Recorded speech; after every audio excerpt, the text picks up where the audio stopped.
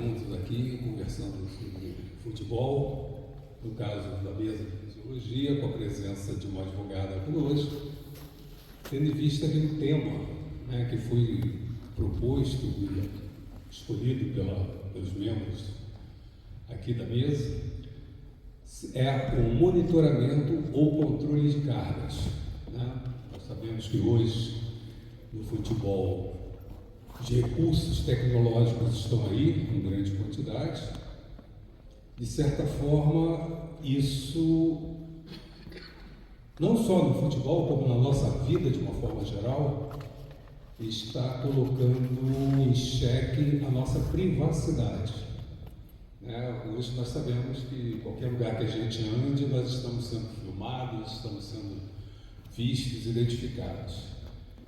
E tem o lado bom, lógico, mas também tem o lado individual, o lado da privacidade de cada um de nós, que precisa ser respeitado.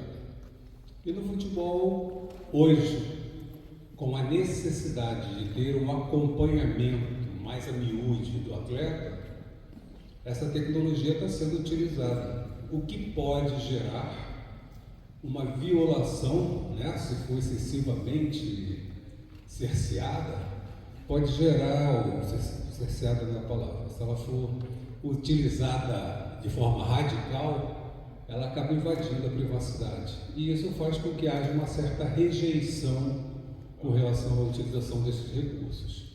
Então, nós nos preocupamos em conversar com vocês sobre monitoramento ou controle de carga, né? E aí nós vamos precisar diferenciar os dois termos para que a gente possa entender melhor e ver qual a repercussão disso com a nova lei da proteção de dados, Lei Geral de Proteção de Dados, por isso a presença da nossa ilustre advogada aqui conosco, para que ela esclareça o que esses dados que nós coletamos dos atletas, o que e como podem ser utilizados. Tá? Então, vou começar com a nossa amiga Sara aqui. Perguntando a ela, depois a gente volta ao monitoramento ou controle, mas esse acompanhamento, essa coleta de dados, o que isso é importante para quem trabalha com futebol, para quem cuida, quem trata do jogador? E aí, quando eu falo tratar do jogador, eu estou levando em consideração toda a comissão técnica, porque todo mundo ali tem por objetivo preservar a integridade e a saúde do jogador, todos, né? Independente da posição que estejam. Alguns têm uma ação mais contundente, outras menos, mas todos têm esse objetivo, têm isso como propósito. Então, por que é importante? Precisamos coletar dados? Pergunta, precisamos coletar dados? Primeiro, boa tarde. Queria agradecer o convite de estar aqui. É um prazer estar aqui com vocês hoje. E sim, a gente precisa coletar os dados. Na verdade, falando mais da parte da fisiologia, todo o trabalho ele vai se basear a partir desse monitoramento, né? Então, quando o atleta ele chega ali no início do dia para o treino, a gente vai estar monitorando, na verdade, como ele respondeu ali do último treino até aquele momento, né? E aí diversos estímulos podem acontecer nesse meio tempo e são estímulos que vão entrar um pouco nessa questão da privacidade que você falou. Então, por exemplo, o atleta tem uma filha pequena, não conseguiu dormir porque a filha estava doente, enfim. E isso vai ser indicado ali no questionário de bem-estar. E aí, se ele apresenta para a gente uma nota ruim do sono, a gente vai perguntar o porquê e ele vai ter que expor ou não esse fato. Ele pode falar simplesmente que simplesmente não dormi e a gente não vai saber o que aconteceu, né? Mas a gente já começa o dia com esse monitoramento. E aí, a partir disso, a gente vai conseguir direcionar ali o que tinha sido preparado para aquele dia de treino. E a ideia é a gente saber como ele está chegando ali, para a gente ver se o que a gente tinha pensado vai ser possível ser feito ou não, se ele vai ali acompanhar o grupo, a programação.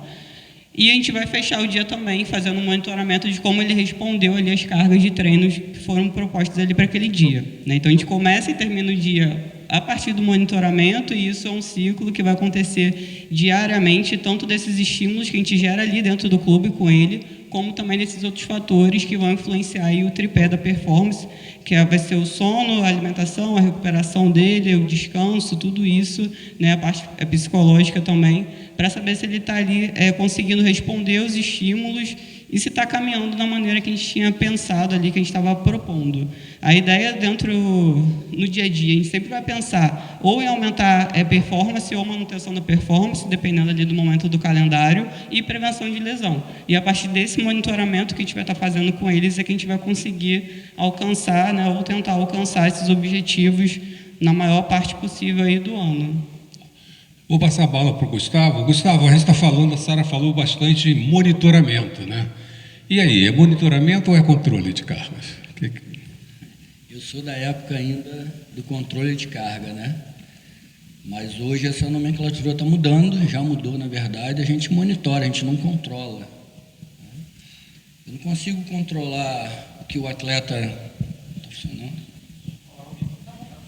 Tá? Agora melhorou. Eu não consigo controlar o que o atleta faz, eu monitoro o que ele faz. Né? Quando a Sara diz que o atleta chega no treino e coloca lá o GPS, eu estou monitorando as atividades, as ações motoras dele durante aquele treinamento, ou durante o jogo. Quando esse atleta é monitorado, quando esse atleta a gente analisa e avalia como é que está sendo o sono dele, seja de uma avaliação bioquímica ou algum equipamento tecnológico, a gente também está monitorando esse atleta. Então, o que a gente faz é monitorar. A gente monitora esse atleta e, a partir dessa monitoração, a gente consegue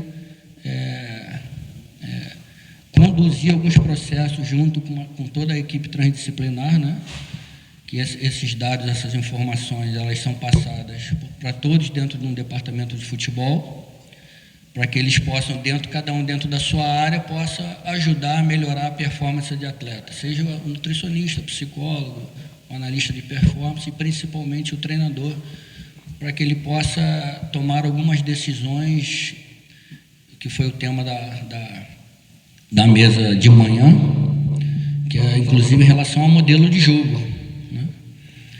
Então, ele pode montar um modelo de jogo de acordo com as características dos seus atletas. E isso a gente consegue monitorar durante todo o dia, durante os jogos, durante os campeonatos, para fornecer essas informações para o treinador.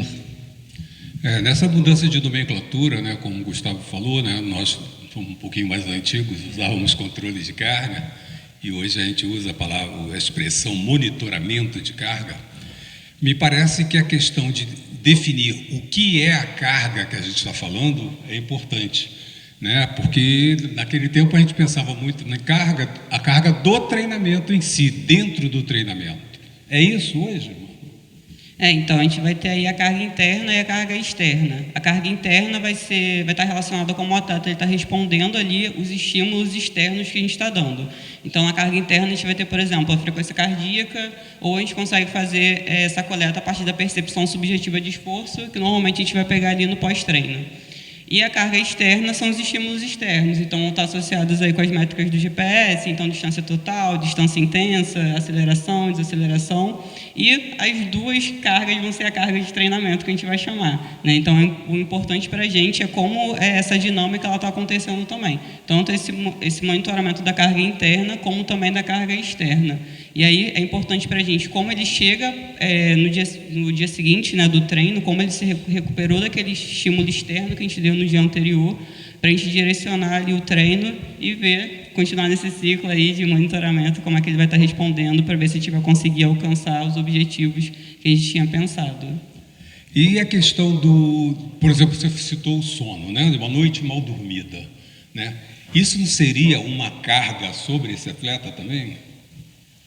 Não é uma carga sobre esse atleta, mas como ele está respondendo às cargas e o quanto isso vai influenciar ele conseguir gerar os processos adaptativos a uma determinada carga ou não. Então, por exemplo, ele ter dormido mal pode influenciar como a carga interna dele, a frequência cardíaca dele vai responder na sessão de treino do dia seguinte, né, que vai influenciar nas métricas que ele vai conseguir performar durante o treino. Então, não é uma carga, mas vai influenciar diretamente em como ele vai responder à carga de treinamento. E aí a gente vai conseguir fazer esse monitoramento pelo bem-estar dele. Porque durante o sono, nessa área, a gente produz alguns hormônios que vão trazer benefícios para a gente, como malefício. Então, se eu não consigo dormir, meu cortisol vai aumentar, o cortisol aumentando, minha frequência cardíaca sobe, meu rendimento no dia seguinte do treino vai estar ruim. Pelo contrário, quando eu tenho sono bom, eu estou liberando testosterona e outros hormônios que vai me ajudar tanto não só na recuperação, mas como para me preparar para o treino no dia seguinte. Então, essa tríade, como a Sara falou, da alimentação, do sono, isso é importantíssimo para a recuperação, para a performance de um atleta hoje em dia. Por isso que cada vez mais os atletas eles são monitorados, não controlados, mas são monitorados com diversos equipamentos, tecnologia que cada vez está mais disponível. Você tem monitoramento de suor, do sono, da frequência cardíaca. Então, eles são importantes, claro que não é a realidade de todos os clubes isso ainda, mas já existe, já está disponível para cada vez mais esse treino ser mais adequado à especificidade daquele atleta, do rendimento dele, não como de forma geral, como eu já vivenciei na vida, né? A Sara falou, e foi lembrado pelo Gustavo, a questão do sono, né? Da gente acaba pegando informações da vida privada do atleta. Ele estava na casa dele, dormindo e tal, e dormiu mal, né? E isso é uma questão particular dele. E aí a pergunta vai agora para a doutora Débora, né? Doutora, essa informação com relação a essa informação privada do atleta, da vida particular dele, né? Ela pode ser divulgada dentro da comissão técnica, para fora da comissão técnica? Quais são os limites que a gente vai ter na utilização dessas informações? Bom, boa tarde a todos. Uma questão importante que a gente tem que entender da LGPD é que o que ela chama de dados sensíveis, né? Dados sensíveis são todos aqueles dados da própria pessoa que vai influenciar desde da etnia dela, da religião dela, da composição física dela, até mesmo uma opinião pessoal que ela tenha sobre algum tema. E dentro disso, tem que se entender dentro do clube qual é a utilização que aquele dado tem importância. É importante que a gente tenha a informação do porquê que ele não vem dormindo bem. Será que é realmente necessário ir tão a fundo dentro disso? Ou podemos simplesmente ficar com a questão de que o atleta não tem dormido bem e dali passar a tratar aquele tema? Então, precisamos fazer essa diferenciação. E dentro disso, o clube tem que analisar a quem vai caber a saber aquela referência, né? E dentro disso delimitar. Somente a comissão técnica vai ter acesso a esses dados em específico do atleta que são tão pessoais da rotina interna dele. E ponto, somente ali, né? Não pode ser divulgado mais para mais ninguém, nem para os companheiros, nem para outros setores do clube, em razão da necessidade de da privação dos dados dele. Outro ponto que se tem que pensar é: esse dado vai ser utilizado apenas como uma fonte estatística futuramente, ou é só para análise daquele atleta? Se for para uma análise estatística, sempre preservar o anonimato, né? Então, aí você vai poder fazer um comparativo entre um atleta e outro, mas preservando o anonimato. Acho que... Então, ao que parece, né, a LGPD, a Lei Geral de Proteção de Dados, né, que está tão emergente hoje na sociedade, né, em todos os aspectos, né? Quem anda pela internet está vendo, toda hora que a gente abre um programa, uma informação nova, aparece lá uma informação sobre a autorização expressa para a utilização dos dados. No caso do atleta, também há necessidade dessa autorização expressa, específica, para quais os dados e para quem podem ser fornecidos? Sim. Hoje a gente tem, pela lei, alguns requisitos para esse consentimento, né? E qual é a utilização da base, que a gente chama da base de tratamento desses dados? Então, um deles é o consentimento livre e inequívoco. Então, o atleta precisa saber quais dados dele serão colhidos, para que aquele dado vai ser utilizado. Então, é sempre reviver isso dentro do próprio clube, relembrando, e o principal é que nas cláusulas contratuais isso esteja muito bem especificado. Me parece, né, aí agora para a Sara e para o Gustavo, que na questão prática, na prática, nós vamos ter mais trabalho na hora de resolver isso, né? Como é que você vê essa situação? Ela vai dificultar o nosso trabalho ou realmente há necessidade de se preservar a privacidade do indivíduo?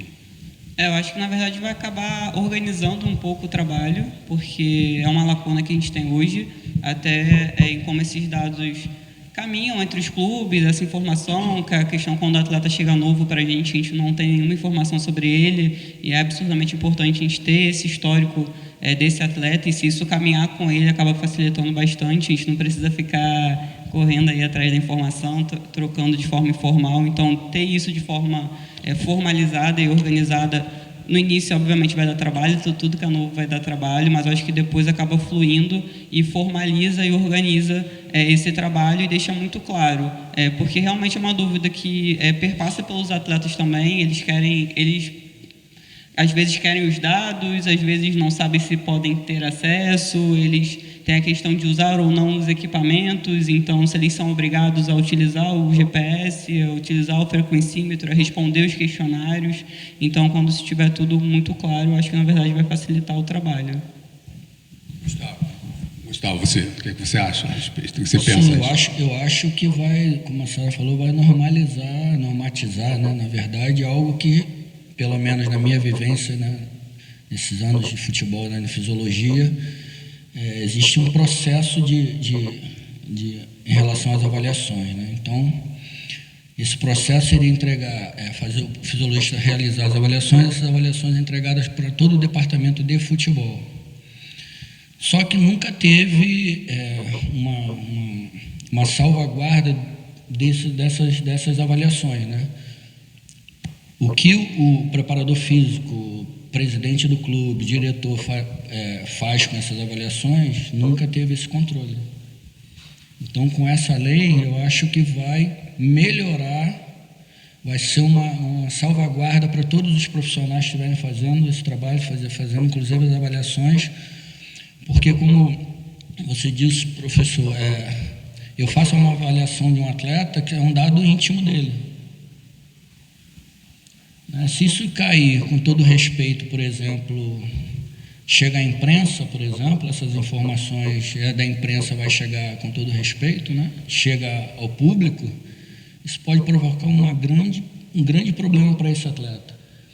Se chega para o público que esse atleta está com percentual, vou falar uma avaliação mais simples, né? Com percentual de gordura mais alto e esse atleta perde um gol, vão dizer que porque ele está gordo com percentual de gordura.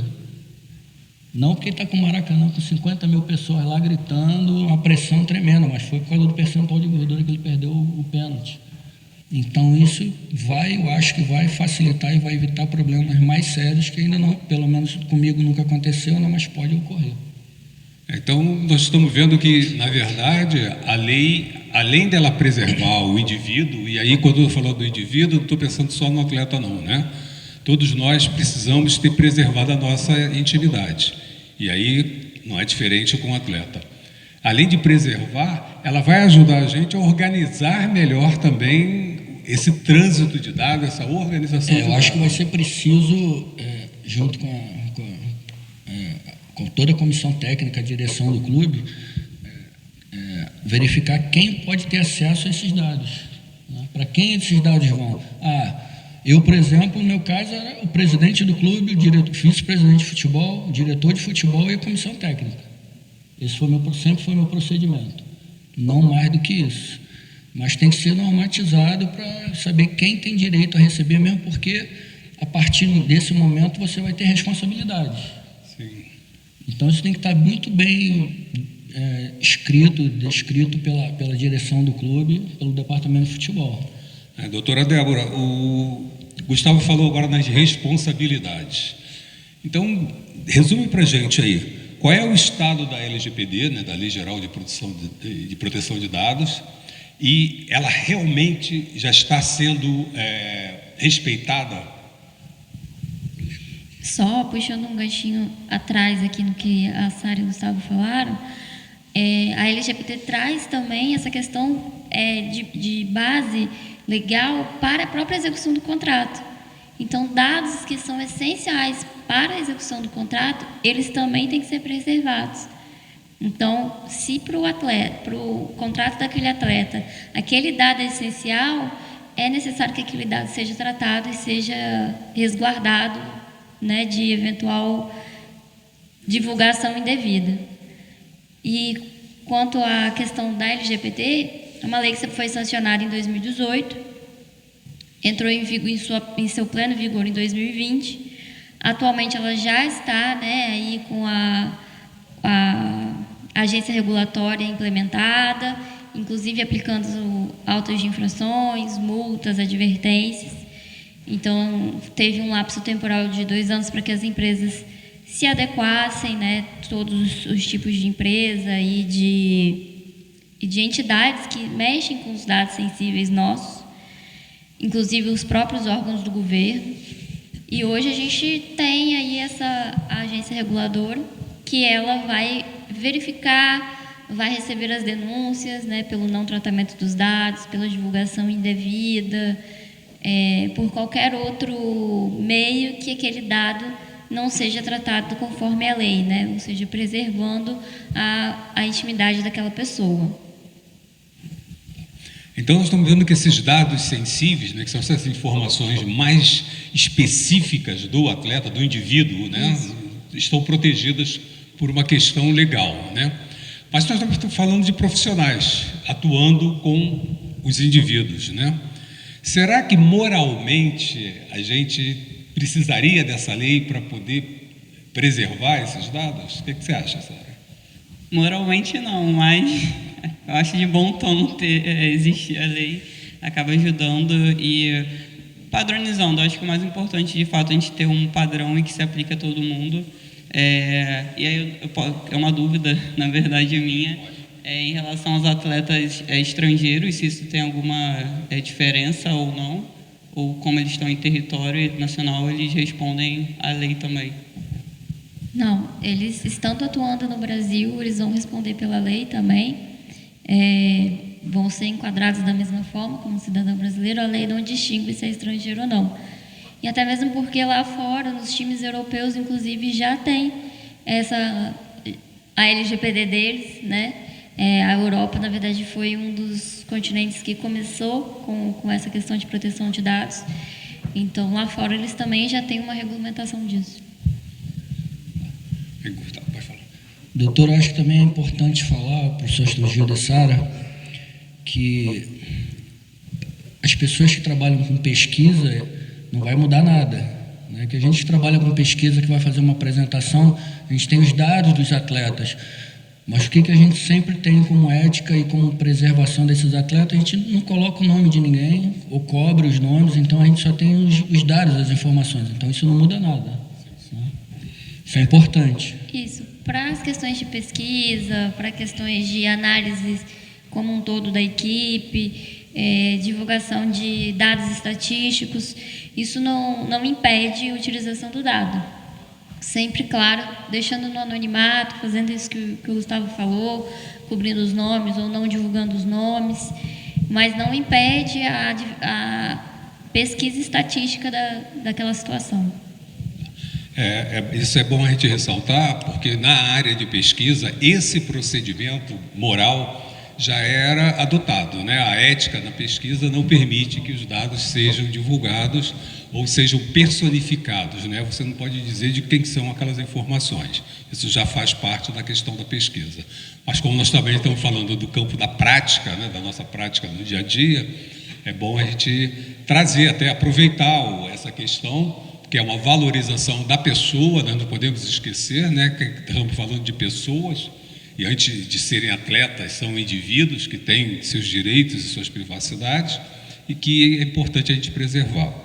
Só para a gente reforçar, doutora Débora, os dados são de quem? Né? Nós vamos lá e coletamos uma porção de informações, mas a quem pertencem essas informações? A pergunta de milhões, né? Os dados são do atleta, né? Os dados são dele. Então, por isso a propriedade dele. Por isso a necessidade dele ter o real consentimento do que está sendo coletado, para que está sendo coletado, né, para quem vai ser coletado. E voltamos ao ponto principal. Para isso, é bom estabelecer no contrato inicial já regras claras e específicas de que os dados X, Y, Z serão utilizados pela equipe técnica para estatística, para avaliação dele física, né? A Sara estava comentando comigo que esses dados também são às vezes necessários para alguma convocação da seleção, então já expor para eles que em caso de solicitações de órgãos externos, esses dados poderão ser compartilhados, né? Sempre focando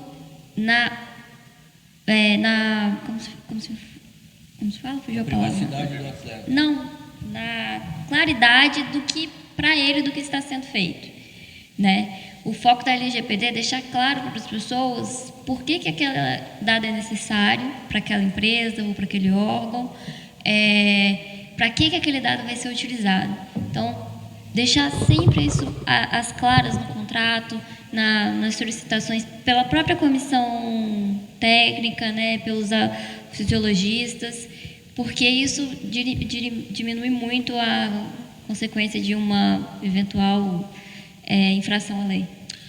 Débora, você veria necessidade de uma provocação da comissão técnica frente ao departamento jurídico dos clubes para que dessas questões legais sejam contempladas tanto no relacionamento quanto na questão do contrato? Perdão, não entendi. Se há necessidade de uma provocação, né? Essa comissão técnica deve pedir ao departamento jurídico que se posicione com relação a nova lei na relação com os atletas e também no contrato, na relação total, né? Se o próprio clube já não tiver tomado a iniciativa, né, de fazer essa divulgação interna sobre a necessidade de preservar os dados, é interessante sim, até mesmo para preservar a comissão técnica, né, de que ela não vai estar infringindo nenhuma legalidade da lei, né, nenhum artigo da lei ali ao utilizar o dado do atleta. Quer dizer que se meu clube não tomou as providências e eu divulgo os dados, eu vou responder a si mesmo. Exato.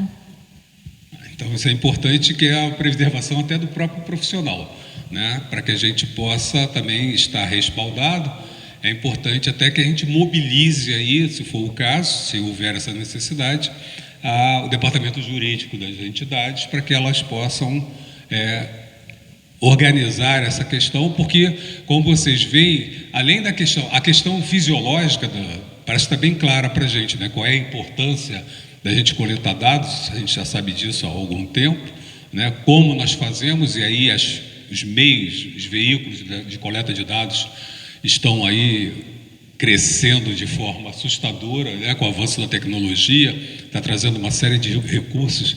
A gente pensando nessas coisas, né? A gente tem um pouquinho mais de história para contar, né? A primeira vez que eu montei uma academia no Rio de Janeiro, eu precisei de um monitor de frequência cardíaca, que era colocado no lóbulo da orelha. Eu tive que contrabandear praticamente, né? Pedi um amigo que foi para o exterior que trouxesse. E era um monitor que botava no lóbulo da orelha, né? Para fazer frequência. Estou falando de 30 anos atrás.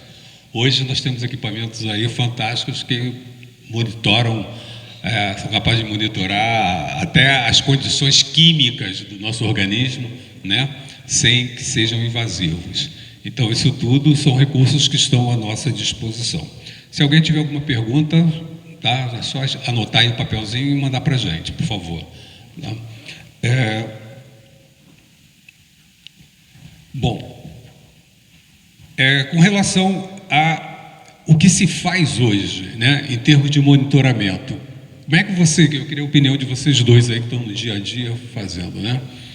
Como é que nós estamos em relação ao universo de monitoramento, né? Estou falando de outros países e dos países mais adiantados, vou colocar assim, entre aspas, né? Então, hoje os grandes clubes no Brasil, Série A e Série B, têm acesso, equipe profissional, né? Hoje alguns clubes até na base também já têm acesso às mesmas tecnologias que tem o Real Madrid, Barcelona. A gente já tem acesso a alguns clubes, então, claro, né? Quanto mais dinheiro esse clube tem, mais acesso ele tem a essas informações, mas tem também as parcerias, né? Mas em relação à tecnologia, o Brasil não deixa a desejar. A maioria dos clubes, não são todos, é claro, evidente, né? Mas já tem o mesmo acesso e monitoramento dos clubes da Europa, principalmente. Entendeu? Então, hoje a gente está muito bem, não tem motivo hoje.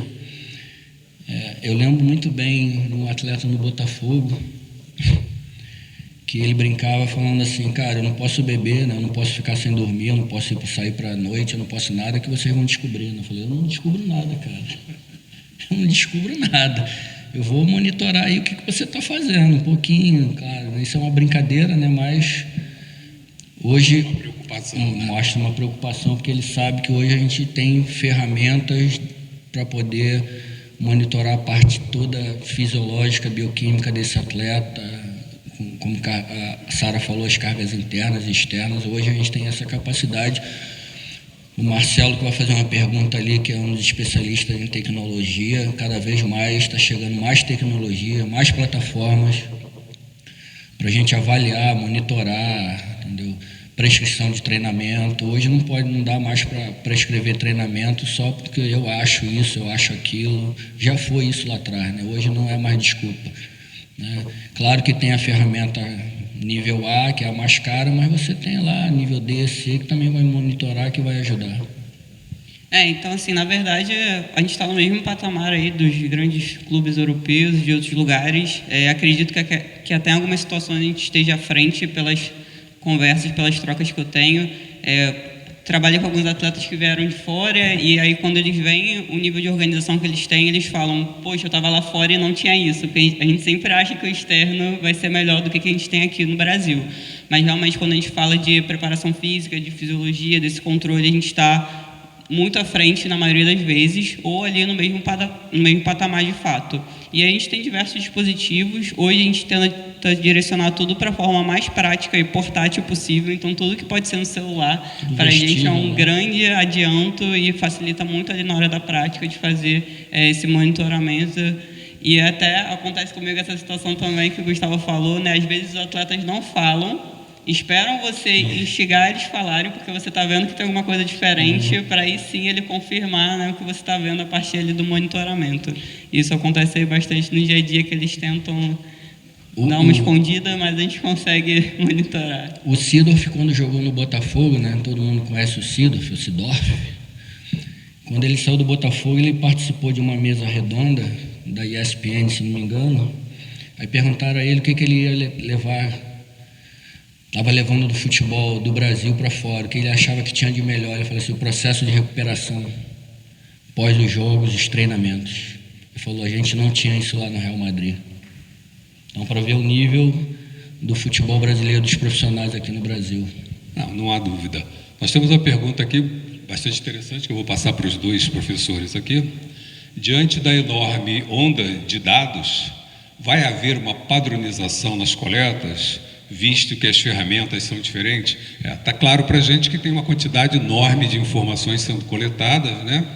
E a pergunta dele, eu colocaria se haveria uma tendência, né, para uma padronização dessas coletas de dados, ou a gente continuaria fazendo cada um por si? Eu acho que a empresa ou profissional que conseguir reunir numa única plataforma todos esses dados e interagir todas essas informações que a gente tem, vai ficar milionário.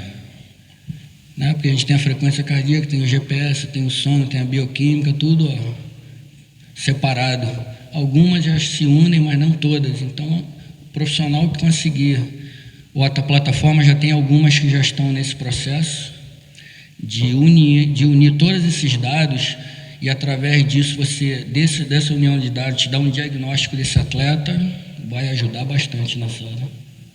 Não, com certeza. E eu acho que, infelizmente, algo que eu vejo ainda longe, E uma problemática que a gente tem é que, por mais que às vezes a gente trabalhe com a mesma medida, por exemplo, distância e alta intensidade, cada modelo de GPS acaba mensurando isso de uma forma, né? Então, a gente ainda tem os erros que acontecem dentro de uma mesma medida em diferentes equipamentos. Isso é uma problemática muito grande para a gente, principalmente ali no dia a dia. Então, por exemplo, os atletas vão para a seleção e na seleção um modelo de GPS diferente do que eu uso no meu dia a dia, e isso já acaba bagunçando todo o meu controle de carga.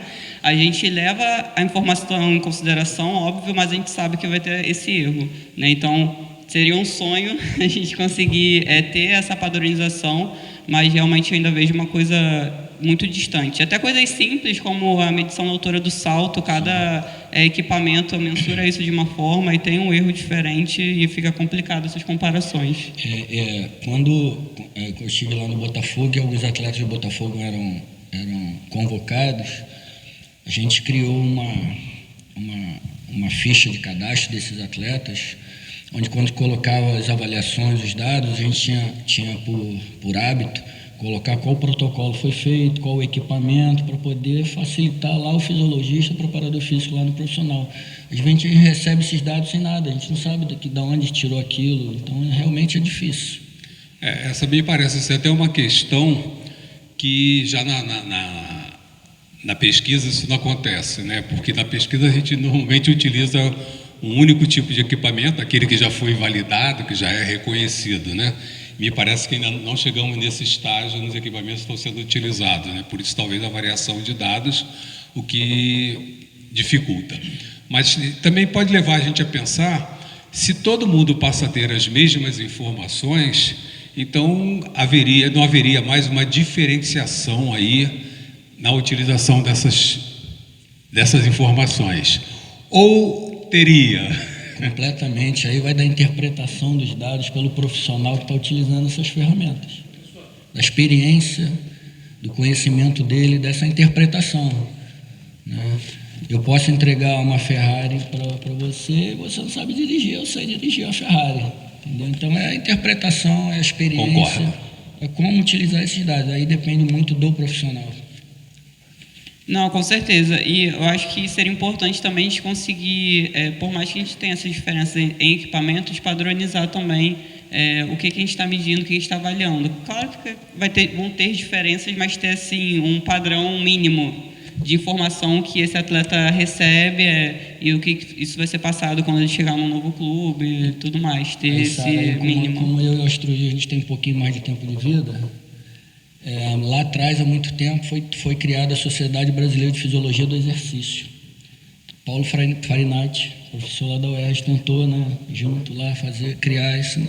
E um dos processos em relação a isso era tentar criar esses testes padronizados para avaliação nos esportes.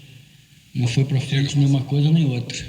Já que eu acabei sendo citado pelo Gustavo, a questão é a seguinte: a gente que trabalha há algum tempo já com tecnologia, vocês vêm da área da fisiologia, né? Então os dados de avaliação física em geral, mas tem dados muito mais sensíveis, por exemplo, como da psicologia desportiva, serviço social, né? A questão jurídica também, que envolve a parte contratual, valores, etc. E a gente tem que tomar muito cuidado com isso também. Só que existem ferramentas que dão níveis sensíveis diferentes de acesso à informação. A grande questão que eu vejo é o seguinte: não importa se você vai medir a temperatura em Celsius, Fahrenheit ou Kelvin, você tem que decodificar e fazer uma norma só, né? E aí o que eu vejo dessas tecnologias, principalmente para de GPS, é que, pelo que eu tenho pesquisado, todas elas têm usado o mesmo hardware, né? O hardware é o mesmo, a casca por fora do hardware é outra, mas o software é diferente. E essa produção de dados, ela é muito extensa, é muito grande. As pessoas nem utilizam todos esses dados. A gente fala do conceito de Big Data, mas não se usa todos os dados produzidos. O que seria significativo, a minha pergunta vai ao encontro, da ideia que, já que eu vou convocar um menino de 15 anos, um menino de 17 anos, uma menina de 20 anos, ou um adulto para a seleção principal, qual é o padrão que eu tenho para uma convocação, respeitando a questão do desenvolvimento motor, desenvolvimento fisiológico, a condição bioquímica, a condição de saúde desse indivíduo. Hoje os clubes têm os departamentos científicos, departamentos de saúde, que estão norteando todo esse processo, né? Hoje estão tendo a figura do coordenador científico, da coordenadora científica, que geralmente são pessoas que estão muito mais ligadas à área da fisiologia, né? Que dominam muito mais a questão dos controles e do uso da tecnologia, mas a gente ainda não vê uma comunicação, por exemplo, em nível de federação para clubes e de confederação para federações. Eu acredito que se a gente tivesse, não com a ideia que o Gustavo falou de alguém ficar milionário, mas uma estrutura, a gente tivesse uma compilação dos dados de competição por competição, fazendo uma identificação do padrão físico, fisiológico ou bioquímico dos atletas, de carga genética também poderia ser trabalhado nesse sentido, a gente entender por que a gente pode produzir mais ou melhor ou não produz tantos atletas com uma precificação do mercado. E daí por que a gente nos últimos anos não tem, dentre os 50 melhores jogadores do mundo, tantos jogadores brasileiros e postulados ao título de melhor do mundo como a gente tinha anteriormente. Marcelo, eu queria fazer só uma observação, né? A gente fala de uso de tecnologia, mas a tecnologia já é utilizada há muito tempo, né? A fisiologia não evoluiria sem a tecnologia, né? Desde que a gente pensa em fazer um consumo direto de oxigênio, uma medição de lactato que se fazia tanto, né? Coisas desse tipo já foram ganhos obtidos através da tecnologia, sim. Tá? Vocês querem complementar? Ô Marcelo, a gente foi antes da Sara, inclusive, lá atrás, já tentou se criar uma sociedade dos fisiologistas de futebol para poder sentar, conversar, padronizar os testes, organizar, tudo isso aí não foi para frente, porque o futebol, você sabe, é muito difícil. A vaidade é uma coisa muito complicada dentro do futebol, né? Ser humano, né? Hoje está um pouquinho menor, né? Eu consigo hoje sentar com a Sara e conversar com ela sobre dados, sobre as informações, tem que estar preocupado, né? Porque como a gente falou, que a interpretação é que vai fazer a diferença, não adianta ela ter os dados se ela não souber interpretar aquilo. Então, se já se tentou fazer isso, eu acho que isso, por exemplo, tem que partir de cima para baixo. Tá? Então, quem organiza o futebol no Brasil é a CBF, tem que partir do departamento de científico da CBF, tem que chamar os fisiologistas da base, do profissional dos clubes, preparadores físicos, psicólogos, chama todo mundo, vamos sentar, vamos conversar, vamos organizar, cada um vai dar a sua opinião para poder ter uma padronização. Isso vem para a federação para chegar nos clubes, sem tirar a liberdade de cada um que está lá no seu clube, entendeu?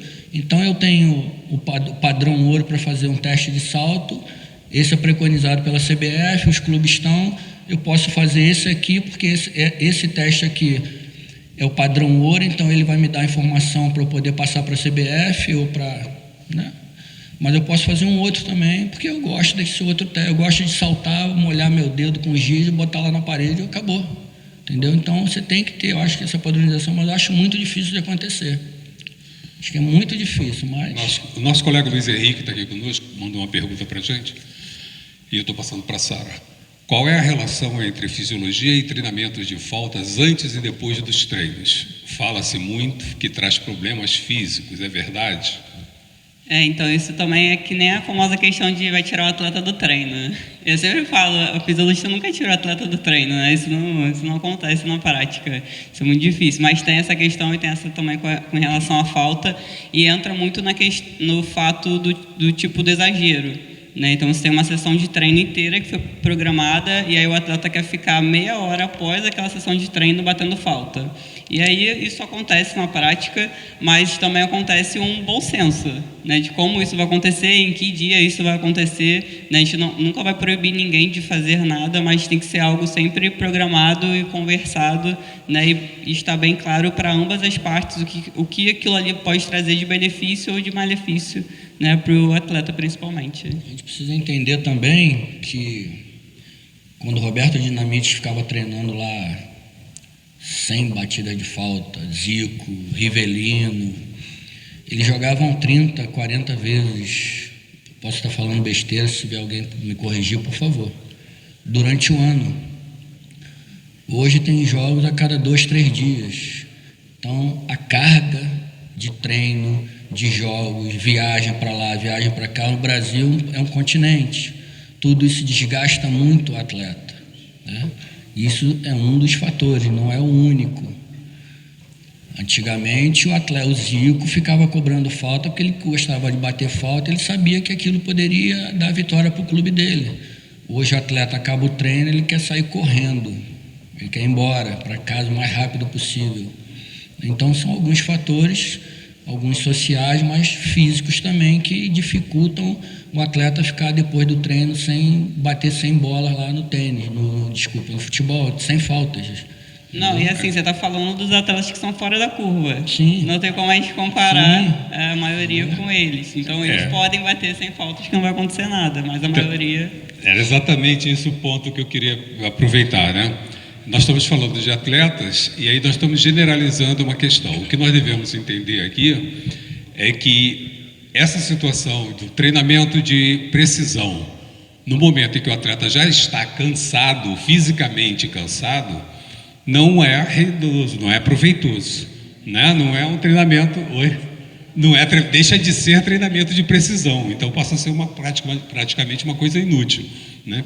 Então, naquele momento em que você tem, dentro de um conjunto, pensando aí no passado, que a intensidade total de treino, jogo era menor, permitia terminar um treino menos cansado. E se eu estou menos cansado, eu posso ainda bater minhas faltas, né? Mas hoje, com a quantificação, né, com todo esse acompanhamento que está sendo feito, procura-se otimizar a quantidade de esforço do atleta, a carga de trabalho. Então, você colocar qualquer coisa além disso, a gente está colocando em risco a integridade desse atleta, concorda? E um atleta não pode ficar lesionado, deixar de participar de uma partida porque ele lesionou a coxa num treinamento porque estava batendo falta, né? Isso é complicado de falar, de entender, tem outros fatores, né? Porque a falta é algo importante, decide jogo, decide campeonato, mas o clube não vai pensar dessa forma, não. O cara está bem, você vai botar ele para bater sem falta, ele tem uma lesão lá na musculatura, uma lesão muscular, e esse atleta é o Neymar e não vai poder jogar o jogo seguinte, é complicado. Entendeu? Então são muitos fatores para tomar uma decisão para deixar o atleta batendo falta depois do treino. Doutora Débora. Tão simples. A doutora Débora, para você. Com relação ao sigilo de dados coletado dos atletas, é só a eles e a comissão técnica interessa? Em havendo alguma desavença entre esse atleta e algum membro da comissão técnica, né, esses dados sigilosos forem divulgados, alguém pode ser responsabilizado? Sim. Se os dados forem divulgados de forma não consentida, não só a pessoa que divulgou, mas até o próprio clube podem sofrer sanções. Por mais que haja desavenças entre atleta e comissão técnica, tem que se entender que a proteção do dado é o principal elemento ali, né? E o clube tem que saber conduzir essa questão. Se é só a comissão técnica que tem acesso àquele dado, vai depender para que é aquele dado, né? Volta-se à pergunta inicial. Esse dado que está sendo coletado, ele é essencial? Ele é essencial para quê e para quem, né? Por isso que é importante os clubes hoje determinarem internamente para onde vai tais dados, né? Por exemplo, a Sara precisa saber se o atleta dormiu bem, se o atleta está se alimentando bem, se o atleta ingeriu bebida no dia anterior. Então, é para ela que aqueles dados precisam ir e não mais para ninguém. Outra parte da comissão técnica precisa saber, a partir dos dados que a Sara coleta, a possibilidade de uma lesão. Então, aquela outra equipe e a Sara terão acesso. Então, tem que compartimentalizar os setores do clube a qual vai ser necessário tais informações.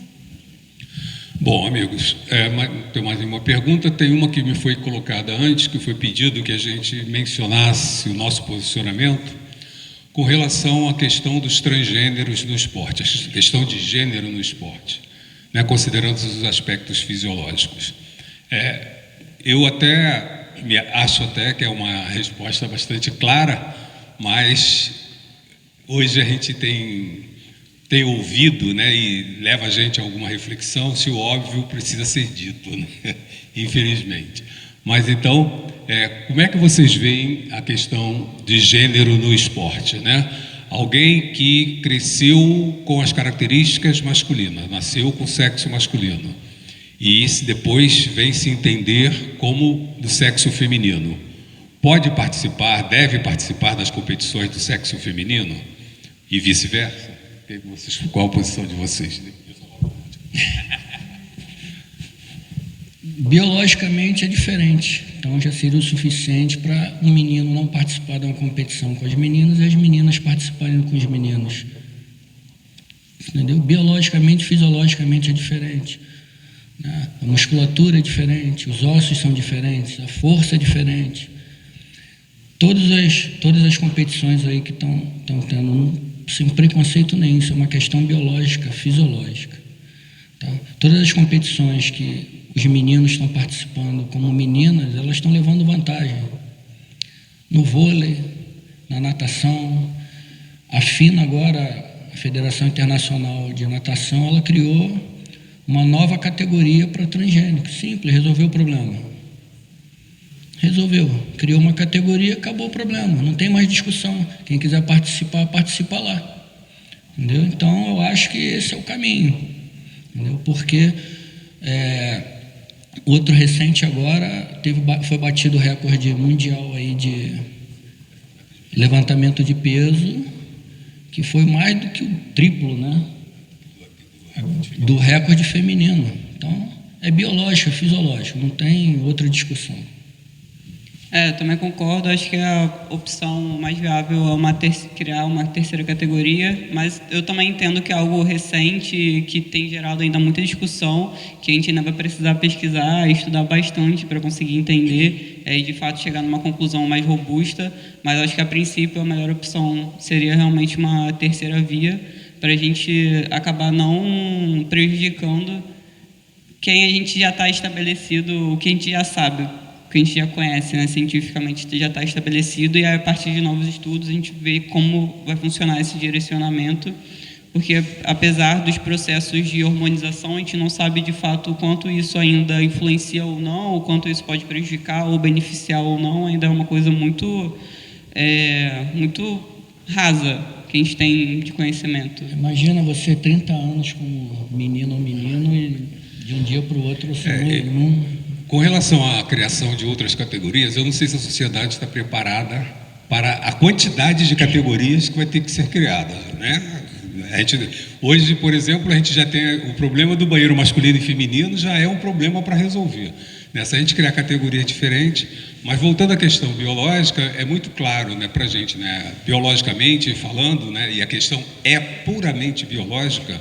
Até por volta dos 8, 9 anos de idade, meninos e meninas são muito parecidos. A partir daí vem a puberdade, que é exatamente a maturação do sistema reprodutor, que gera a diferenciação entre os sexos. Então, por volta dos 12 anos para as meninas, por volta dos 14 para o menino, biologicamente, não é como eu estou me sentindo, não. É a constituição do meu corpo vai definir essa produção de hormônios. Que no caso para os homens aumenta a produção de testosterona, que é o hormônio que vai dar força, tarará, tarará, e na mulher o estrogênio, que é o hormônio das características femininas. Então, se eu tenho um menino que sofreu a puberdade masculina, ele teve aumento de testosterona. E aos 16 anos, ele que já passou por esse processo, já teve todo o efeito potencializado por esse processo, se entende como menina e vai disputar na categoria das meninas. Obviamente, ele está levando uma vantagem muito grande sobre essa questão. Eu treino na academia, né, faz treinamento de musculação, e de vez em quando eu treino com um menino, né, que está fazendo a transição já há bastante tempo. Você olhando assim fisicamente é uma menina, tem um corpo de mulher. Mas quando ela começa a treinar, não chega nem perto a quantidade de carga que ela consegue colocar nos agachamentos, no supino, porque a vida toda ela foi menina. Então os hormônios masculinos, por mais que ela conversa muito, né, comigo em relação aos hormônios que ela está utilizando, o tratamento que ela está utilizando, ela está usando doses gigantescas de estradiol, de estrogênio, para poder diminuir feminilizar. E a testosterona dela está 800. Essa fase da puberdade, ela é conhecida como a fase do dimorfismo sexual, ou seja, que vai haver a diferença entre sexos, que biologicamente só tem dois sexos, masculino e feminino, né? E essa fase é a fase que vai acontecer essa diferenciação. É biológico, é do nosso corpo, isso não tem como a gente modificar isso. Ela vai acontecer, o que eu posso fazer é bloquear quimicamente, usando alguns remédios, bloquear alguns hormônios e estimular a produção de outros, ou usar de forma exógena, né, através de injeções. Mas mesmo assim, a cadeia de hormônios é uma cadeia muito complexa, né, que isso gera uma série de consequências, tá? Então, pelo que eu entendi, entendemos que fisiologicamente, né, a questão é ou é masculino ou é feminino, e não essa mudança de gênero, ela não cabe, essa questão do gênero, ela não cabe para a prática do esporte. Lembrando, né, que o esporte, o que a gente visa no esporte? Né, a competição e igualdade de condições? Não é isso? É igualdade de condições, tanto que eu não posso usar o doping, não posso usar substâncias que me favoreçam, não é isso? Então eu estou preservando a igualdade de condições. Então vamos preservar a igualdade de condições aí que a natureza definiu como masculino e feminino, né? Bom, agradeço aí a participação, principalmente dos professores aqui, do professor Gustavo, da professora Sara, da doutora Débora, né, que vieram participar aí conosco durante esses 2 meses aí de encontros, aí discutindo, preparando os temas. Muito obrigado. Lamento aí a não participação de 2 colegas que não puderam estar presentes, que foi o Daniel e o Altamiro. Problemas profissionais, nós sabemos, nós que lidamos com futebol, sabemos das convocações urgentes que surgem no nosso dia a dia, né? E que impossibilitaram a presença dos 2, tá bom? Obrigado a vocês. Obrigado.